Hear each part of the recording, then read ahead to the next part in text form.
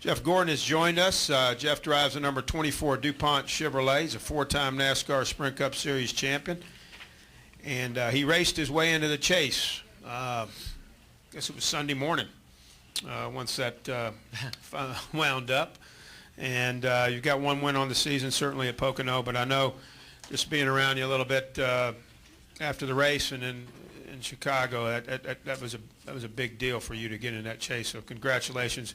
Talk about that a little bit now, Jeff, as you prepare to win another championship. Well, thank you. No, it was huge, and we're still feeling, the impacts of that performance.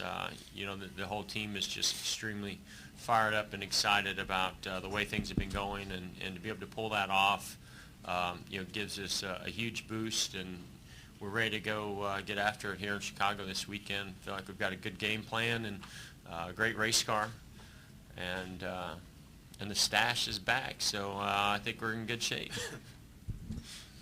Yes, it is. We'll take questions now for Jeff. Well, not the same one. No, not the same one. Times change. Who's got a question for Jeff? Start here with Jim. Jim Hutter, Star Observer. Jeff, you spoke often before you got into the chase about how you felt your team was running well enough to be a chase team this year, and that different circumstances had left you on the outside looking in.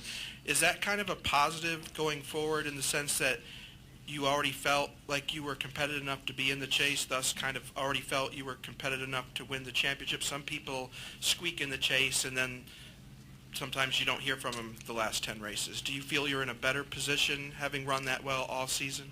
I think, yes. I think the only way that you don't hear from us in the chase is if some of the same things that bit us earlier in the year bite us again.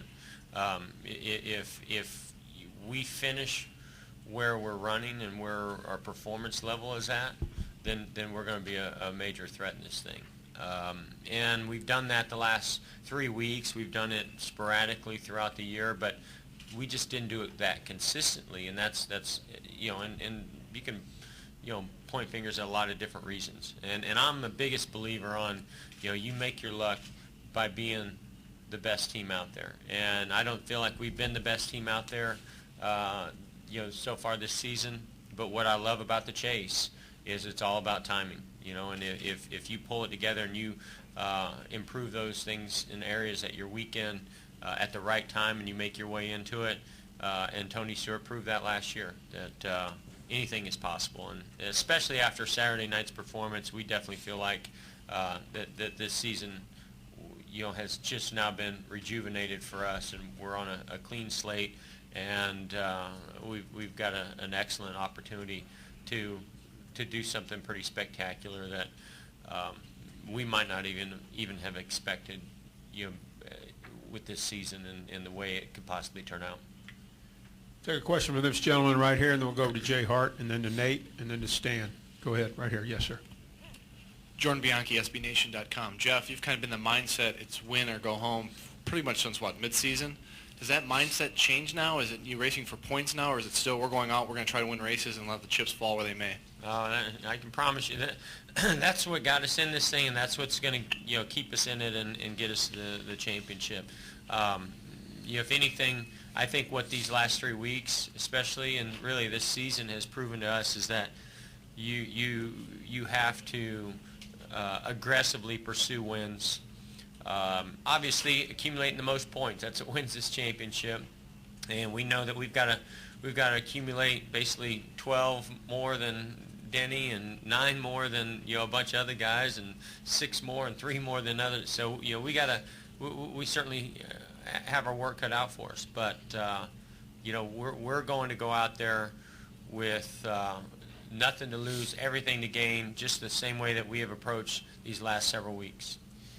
Go here to Jay and then to Nate. Go ahead. Jay Hart, Yahoo Sports. Jeff, just looking last year, going into the chase last year, you were pretty hot going into the chase last year, and then it obviously didn't go exactly as you planned. Can you compare where you were a year ago versus right now? Because it seems like the numbers going into the chase are actually pretty similar.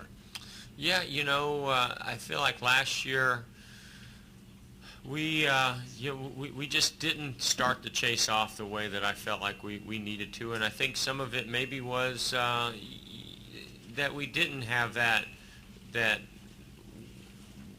win or nothing type of attitude. We kind of got into the, all right, we got 10 weeks, we got to be consistent and kind of do what's gotten us here, and that's not the case for us this year.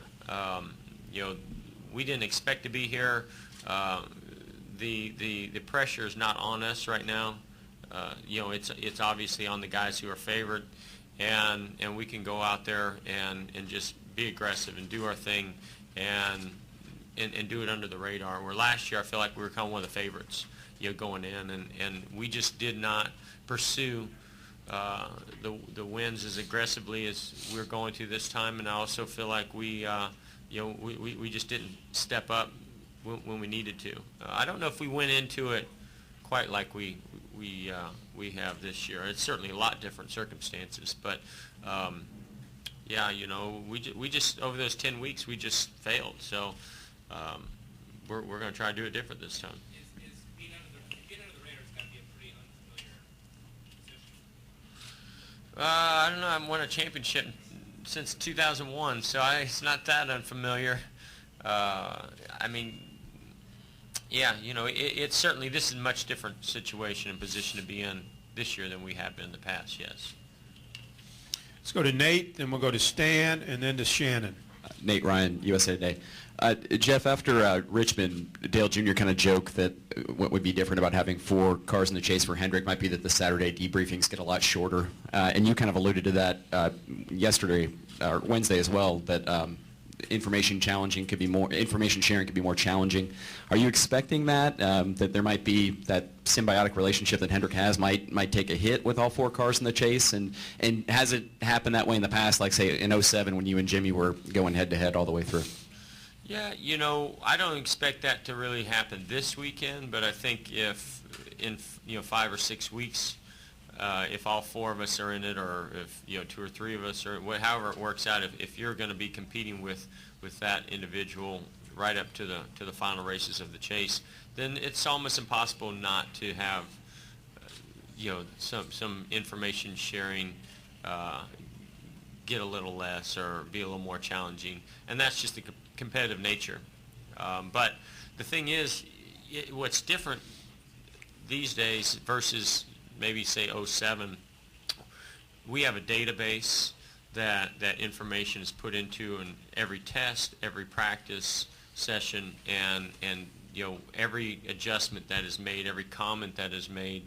And so the way we look at it these days is, okay, yeah, we might go into the meeting and not be a full wide open book, and the reason we sometimes would do that is just because it's in the database.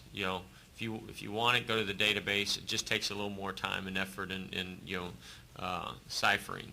So that's kind of the way that when we've gotten into these types of situations, which we've been in them before, that's kind of the way it goes down, and that's fine. That Rick expects us, and we expect of ourselves, to do what we have to do to win races and win the championship. And what got us here is working together. What's going to get us that championship, or one of these teams that championship, is going to be working together. But we understand that a little bit more is on the line now, and it will get challenged, and that's fine. Got 3 more questions. Stan, Shannon, and we'll end with Lee. Go ahead, Stan. Hey, Jeff. Stan Creekmore with RPMtonight.com. You've used the word aggressive several times. In comparing what you're going to need to do over the next 10 races, are you going to have to be more aggressive than you've ever had to be in any championship run that you've made up to this date? Possibly. I mean, I haven't won a chase, so I got to obviously do it different than what we've done in the past, because what we've done in the past hasn't worked. You have a certain style and mentality of how you go about races, and what I love about our team here recently, and I think Michigan was a turning point for us. We had that bad race at Michigan. We had the failure with the engine. This team, especially Allen, got angry, and not angry at the organization, angry that we're better than this, and we can do better than this, and that we're in control, of how we manage these next several races. And Alan took control of that, and just the meetings, the debriefs, everything, he just kind of ramped it up to another level of, we're not going to stand for this. And it got all of our attention. It scared the hell out of me, I'll be honest. I mean, he scared me a couple times. And that's what it takes to be a great leader.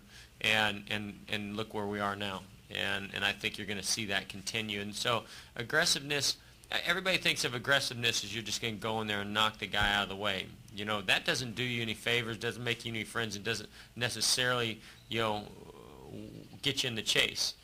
Thankfully, I can say that because I didn't have to do that to Denny at Atlanta, and here we are, we're in it.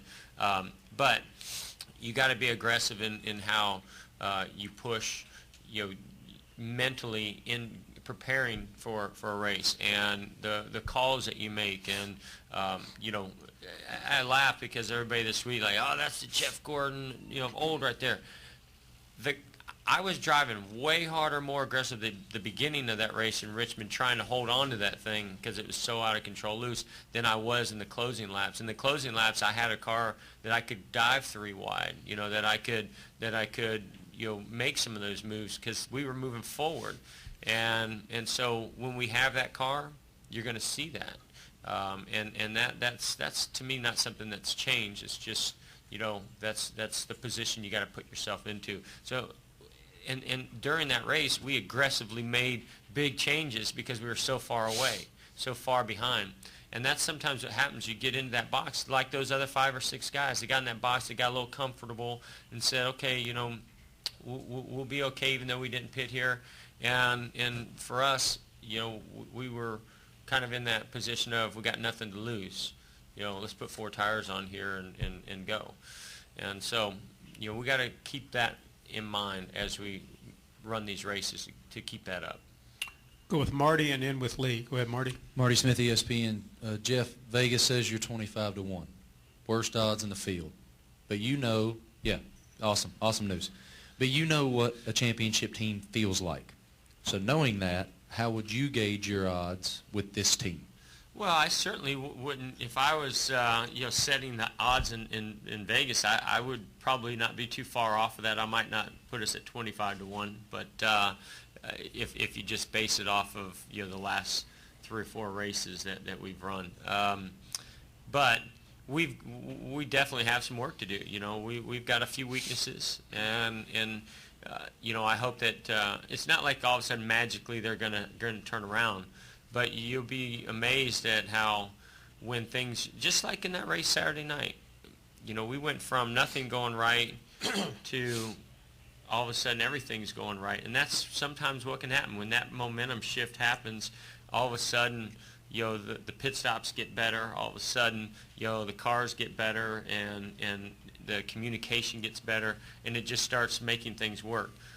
We've done that the last 3 weeks. We've proven to ourselves what we're capable of doing. Now we got to go do it over the next 10 weeks. And everything changes here this weekend. This everybody ramps up. Everybody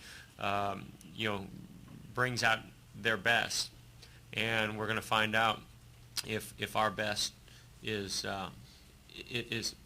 capable of winning a championship. So, we don't go off of odds and stats. We just go put the best thing underneath us we can on Saturday, and then fight to the last lap and see where we end up. But I'm hoping after Sunday, those odds are a little bit different. Final question, Lee.